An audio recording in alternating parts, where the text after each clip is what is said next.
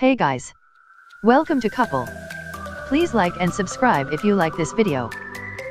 Could the underperforming Solo, a Star Wars story affect Disney Lucasfilm's plans for other standalones and prequel stories set in the Star Wars universe? The young Han Solo origin tale opened with a franchise low of $83.3 million over the 3-day Memorial Day weekend, bringing in $103 million for the 4-day weekend. Worldwide, Solo is nearing $200 million after 1 week of release. Disney distribution chief Dave Hollis attributed the poor performance to a packed movie season. Solo came 5 weeks after Disney Marvel's Avengers: Infinity War and just 2 weeks after Fox hit Deadpool 2, but Solo also may have suffered from coming in too close on the heels of Star Wars: The Last Jedi, which proved controversial and divisive amongst fans. On Solo's opening night last Thursday, word broke Disney tapped Logan director James Mangold to write and direct a standalone Boba Fett film centered around the mysterious bounty hunter who famously pursued Han Solo in The Empire Strikes Back.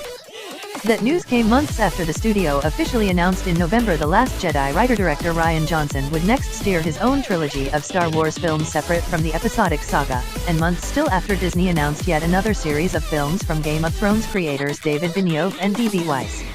Earlier this month, it was reported the proposed Obi-Wan movie would enter into production in spring 2019, continuing Lucasfilm's ambitious plans for a Star Wars movie at least once yearly. The studio next releases Episode 9 in December 2019, giving the series its biggest break in between installments since franchise revival The Force Awakens in 2015. Hollis told The Hollywood Reporter the studio will spend a lot of time digging into why things happened the way they did in regards to Solo's lukewarm performance, but made it clear Disney, who has released a Star Wars film every December for the past 3 years, doesn't blame franchise fatigue or oversaturation. "We have a year and a half before Episode 9 comes out. We've had so much success," Hollis said.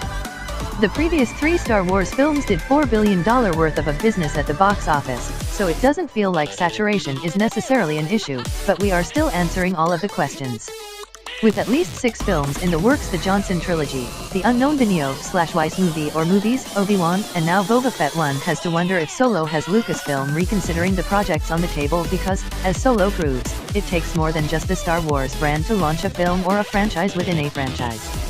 Solo stars one of the saga's most popular and well-known characters, teaming him with other Star Wars favorites Chewbacca, Lando Calrissian, and the Millennium Falcon, and it still arrived to a whimper at the worldwide box office, falling far short of its contemporaries The Force Awakens and The Last Jedi and the first outside the episode's standalone, Rogue One. As said by Hollis, Disney will dig into figuring out why Solo didn't take off, and in that post-mortem, they're likely to take another look at their plans and use Solo to gauge interest in other prequels centered around familiar characters.